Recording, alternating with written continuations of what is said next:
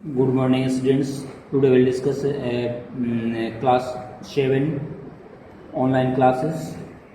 ये SST के section geography के चैप्टर 4 को हम आज स्टार्ट कर रहे हैं। It is a new chapter. We study about agriculture. Agriculture के बारे में आज हम लोग पढ़ेंगे। India is agriculture important country. भारत एक बहुत ही कृषि प्रधान देश, कह सकते कृषि प्रधान देश है। Two third of our population is engage in the agriculture activity. हमारे देश की 2/3 जनसंख्या जो है खास करके एग्रीकल्चर पर ही निर्भर है। और हमारे ये एग्रीकल्चर हमारे प्राइमरी एक्टिविटी के अंतर्गत आ जाता है। हम लोग बहुत सारी चीज़ें की पैदावार करते हैं। उपज बहुत सारे हमारे किसान हैं, जो किसान भाई हैं, जो बहुत तरह की फसलें बोते हैं, जिसका उपयोग हम लोग कंज्यूम करते हैं। जिस चीज़ का भी हम लोग कंज्यूम करते हैं कंज्यूमर कहलाते हैं। और जो भी उसको पैदावार करता है, बोता है, उसको प्रोड्यूसर कहा जाता है। तो बहुत सारी चीज़ों को हम लोग कंज्यूम करते हैं। We are consumers. Besides food grains we also produces raw materials for various industry. Food grains के साथ साथ बहुत सारे चीज़ें जो है खास करके हमारे उद्योग धंधों के लिए रॉ मटेरियल काम करता है, कच्चे पदार्थ काम करता है। खासकर उससे बहुत सारे सामान तैयार किया जाता है। तो हमारे उद्योग धंधों के लिए बहुत सारी चीज़ें ज़रूरी हैं, ये तो रॉ मटेरियल के अंतर्गत आ जाती हैं। Today we discuss the types of farming. Farming कितनी तरह की हो जाती है। एग्रीकल्चर हमारा पुराने समय से हमारे देश में एग्रीकल्चर खेती किसान करते आ रहे हैं। पुराने समय से अगर हम देखें तो न्यूलिथिक एज से ही बहुत पुराने समय से लोग खेती करते आ रहे हैं। But the cultivation methods have changed significantly depending upon the characteristics of physical environment and technological know-how। और हमारे खेती करने के खास हमारा वातावरण के आधार पर और साथ ही साथ नई तकनीक आ जाने के कारण हमारे सोशियो कल्चरल प्रैक्टिसेस खास करके एग्रीकल्चर खेती करने के तरीके में बदलाव आया है। तो हम लोग देख सकते हैं क्या क्या बदलाव आया है इसमें। पहले हम लोग देख लेते हैं कितनी तरह की। इसके आधार पर अगर हम देखा जाए तो भारत में तीन तरह की खेती की जाती है। टाइप्स ऑफ फार्मिंग हम लोग पहला देख लेते हैं। प्रिमिटिव सब्सिस्टेंस फार्मिंग हो जाती है। दूसरा होता है intensive subsistence farming and the third one is commercial farming. 3 तरह की फार्मिंग हो जाती, खेती हो जाती है। पहला तो प्रिमिटिव सब्सिस्टेंस फार्मिंग। इसमें क्या होता है, इसमें लोग जीविका के लिए पुराने तरीके अपना करके खेती करते हैं। इसमें पहले हम लोग first of all we discuss about the primitive subsistence farming. इसके बारे में हम चर्चा करेंगे। This type farming is still practice in few pockets of India. भारत के कुछ जगहों पर आज भी है पुराने तरीके से खेती की जाती है।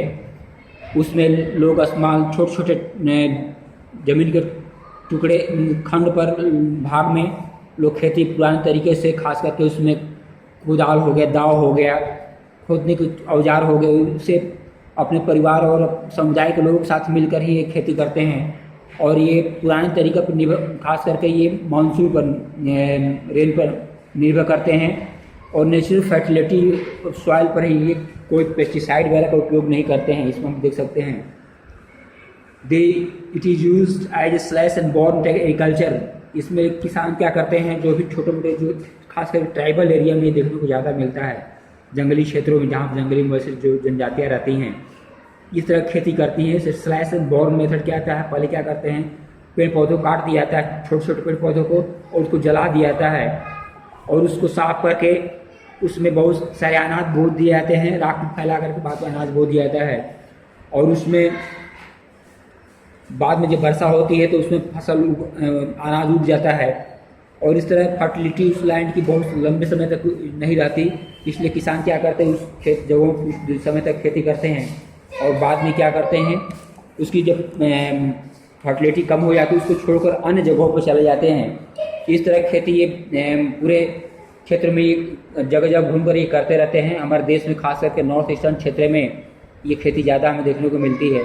हमारे देश के अन्य भागों में देखने को मिलती है। हमारे नॉर्थ ईस्टर्न क्षेत्र में इसको झूम खेती के नाम से जाना जाता है। खास करके असम, मेघालय, मिजोरम, नागालैंड में झूम एग्रीकल्चर के नाम से जाना जाता है। पामलू ये मणिपुर में, दीपा बस्तर क्षेत्र में जिले में इसको कहा है, छत्तीसगढ़ के बस्तर जिले में कहा जाता है। और अंडमान निकोबार में आइलैंड में ये दीपा के नाम से भी जाना जाता है। झूम एग्रीकल्चर को, जिसमें स्लैश एंड बर्न एग्रीकल्चर के नाम से भी जाना जाता है, इसमें अलग अलग दुनिया का देशों में अलग अलग इसका नाम दिया हुआ है। मिल्पा मैक्सिको में और सेंट्रल अमेरिका में के लोग कहते हैं इसको, कोआको और वेनेजुएला के लोग कहते हैं, रोका ब्राज़ील के लोग इसको कहते हैं, मासोल सेंट्रल अफ्रीका के लोग कहते हैं, लडांग ये इंडोनेशिया के लोग कहते हैं, रे वियतनाम के लोग। झूम खेती का अलग अलग जगहों पर अलग नाम है। इंडिया में जो कल्टीवेशन किया जाता है बेवर और दाहिया के नाम से, मध्य प्रदेश में लोग बेवर या दहिया के नाम से कहते हैं इसको। पोडू और या पेंडू आंध्र प्रदेश के लोग कहते हैं।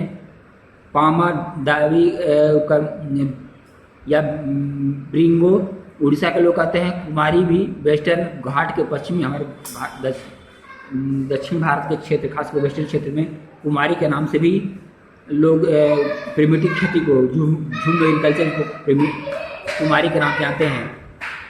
और साउथ ईस्टर्न राजस्थान में ये वाल्टर के नाम जानते हैं। खील हिमालयन बेल्ट में खील के नाम से जाता है। कुमाऊं क्षेत्र में और झारखंड क्षेत्र में ये झूम और नॉर्थ ईस्टर्न क्षेत्र में झूम के नाम से जानी जाती है। ये पुराने तरीके से देखते हैं, लोग खेती करते हैं और अलग अलग क्षेत्रों में इसका अलग अलग नाम दिया हुआ है।